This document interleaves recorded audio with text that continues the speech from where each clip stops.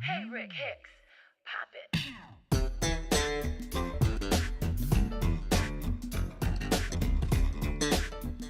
There's a lot of cool stuff out there that, like, obviously my tastes have changed throughout the time, and like what grabbed me once is different now. But like, there's a band out there, Streetlight Manifesto. I think the bass player's name is Pete McCall. That's either it or it's the drummer. But that dude, all of his songs, he's got to be one of those guys that's playing with super low action. He's just playing all sorts of notes everywhere. It's crazy. And band Les and Jake has this guy Roger playing bass for him, and he's just another guy, bunch of notes, and that's what punk ska stuff is. All you do, just play a bunch of notes, play a lot of thirds. It's great. But I was also influenced by a lot of local cats. Mike Fredericks, for one, he was playing there for a couple of years. I just mentioned him. Mike Fredericks, I know Mike Fredericks, and he's a good friend, and he's one of the guys that I was watching playing bass, and I'm like, oh yeah, he's pretty cool. James Simonson came and subbed for a couple weeks, and he was someone that grabbed me like, man, this guy's good. And I went out, caught a couple of gigs of his, and being Brian Rossi too, because he's over there and just all Detroit bass players. All Detroit bass players. Like Jago was the first big player that I liked. Nowadays, like Nathan East is really tight. Yeah. I'm not into like all the deep cuts. Like, man, I can list off his discography, but man, I love his playing. Watch a video of that dude. That dude's great. Louis Johnson, and not that I played. Like, She made me spit my candy. Not that I play it, but I love it. Who else? I think the guy's name was, I can't remember his name, was Alex Al or something like that. Yeah, that is it. From Detroit. Another Detroit bass player. Yes? Yeah. Man, that cat is bad. Ain't he bad? Yeah, that cat is because it's mellow and whatever. Yep. Anyway. Yeah, he's And, really good. And who else? Proud of him. Man, I can't even think straight. Larry Graham and James Jamerson and Johnny B. Gayden. Johnny B.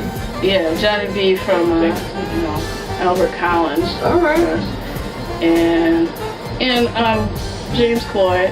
Okay. Oh yeah, you got it. Yeah, I got to put That's a Virginia. Yeah, right. Well, I played blues for a while, so and anyway, I don't know. I can't think of anybody. Oh yeah, I mean, you know what? I was already playing before Esperanza came out. But she of course was bad, and there's other female musicians. Mary Hayden. So. And it's good because I haven't had a whole lot of female role models. I mean, not that male role models are bad, But you're a lady, and sometimes you want to get inspired by ladies themselves, like Rhonda Smith and Tal Welkenfeld, Divinity. Yeah, Michelle Ndego Shaw. Oh yeah. That's my girl. Oh yeah. Yeah, it's a whole bunch of them out there. There's some very talented female. Ever since my brother started playing bass, ever since he pulled up Victor Wooten, I fell in love. Victor Wooten? She's amazing. I can't describe it. Yeah, it's hard to put Victor in words. Well, I always had love for other bass players. A deeper appreciation for the bass players. I always loved Jocko, Victor Bailey, Chris Squire, Lee Schuyler, Jack Bruce. I got Victor Wooten. Four. A lot of fours in the group. A lot of fours. Well, I played a little guitar in stage band, but Earl Pooh was the guitar player. So that really didn't work out. But as bassists, a few bass players I knew growing up in high school, Reggie McBride was one of my favorites. Oh, that's my buddy, man. Yeah. Me and him grew up together. Okay, and you know Reggie. So Reggie really influenced. Another Detroit bass player. Very. Living in From Mumford. LA or somewhere. Yes. Well, Reggie went on to do Mark Griffin and all that other things. I really liked Yako. Berdine White, we talked about earlier. Of course, I'd be stupid not to say James Jamerson. James Jamerson was. James Jamerson was the guy. He would do stuff that was totally, if you listen to the old Motown things, it was like anti-approach of the bass. And his son, James Jamerson Jr., Kern Brantley, Right. one of my favorite guys. Well, I was about, I don't know, 16, 17. There was a guy named Stanley something. You know what I'm talking about? Stanley Clark. Stanley Clark. And when I got into jazz, Ron Carter. Another Detroit bass player. That's right, yeah. And Paul Chambers is another Detroit bass player. Actually, he sure is a Detroit bass player. Yeah. And then a couple of years later, when Jocko got some notoriety, I was certainly influenced by him. And I lived in Florida for 6 years, so I got to know him. Real close to it. I got to hang out with him, and that was quite an experience, playing Jocko's bass in his living room and asking him, "Hey, how do you finger Teen Town? Because I always did it like this." He said, "No, man, this is how you do it." I said, "That's how you do it." He said, "That's how you do it." Good. And boy, who else? You know, the usual suspects. Right.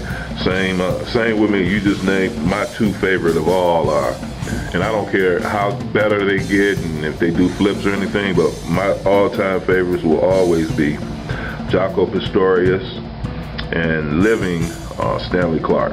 I don't know why, but those are my favorites. Oh, there was another guy I had kind of heard of, but had never really heard play.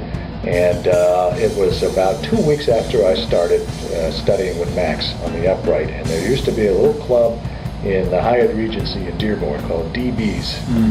And there was Oscar Peterson with Joe Pass and Niels Henning Orsted Pedersen. And he scared me to death more than anybody ever. And he was so shocked and dismayed when he passed away in 2005. But he was my favorite all-time upright jazz bass player. He was just phenomenal. My jaw dropped. And that was a small club, and we were sitting pretty close. And he's just, you know, he's not like intense or anything. He was so smooth and laid back, almost like he wasn't even trying. And the music that came, and he was doing things with, you know, what's his thumb doing up here and this down here with the harmonics and everything. And that was just those three, Oscar and Joe and Niels. Boy, they're all gone now. But that was like the textbook way of playing that kind of jazz. Those guys were just incredible, and thank goodness we have all those recordings. Well, my early influences were, when I first started playing, were all rock and roll guys.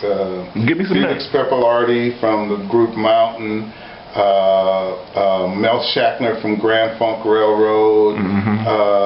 I can't think of this guy's name. I forget his name. It's not coming to me, but he played with Black Sabbath, the bass player with Black Sabbath, and the bassist with The Who. Those were my very early influences. And then I moved over, of course, to Jamerson and Ray Brown, you know, a great upright player, and Ron Carter. So those were Ron Carter, another Detroit bass player. Detroit bass player. Those were my very, very early influences, and then it moved on from there. You know, the Jocko, Rocco from Tower Power, Stanley, and Jamerson and Chuck Rainey. Then I started moving over into that stuff and getting into all of that. And then I moved over and my greatest influence, which to this day he won't listen and believe me, was Lamont Johnson. That was my greatest influence playing bass. My man T Money Green, my boy out there, and I love Lamont Johnson. A lot of people don't know, but Lamont was one of my big influences as a kid. I was in this program called Festival of the Performing Arts with Kim Weston, and Lamont was actually one of the instructors there. I don't even know if you remember, but he was a big influence on me and listening to Brainstorm and just growing up around Detroit, being around so many talented musicians, you know, like Bob Hurst and Mr. Ed Pickens. That was another one of my teachers back in the day. Teddy Harris and Bean Bowles, and Earl Van Dyke. So I was just blessed to be around so many talented musicians as a kid growing up in Detroit, and then also Uncle Nate Watts. That's another one of my mentors out of Detroit. So I want to be a mentor to some of these young cats that are coming up and that's trying to get to the next league and make a living out of playing music.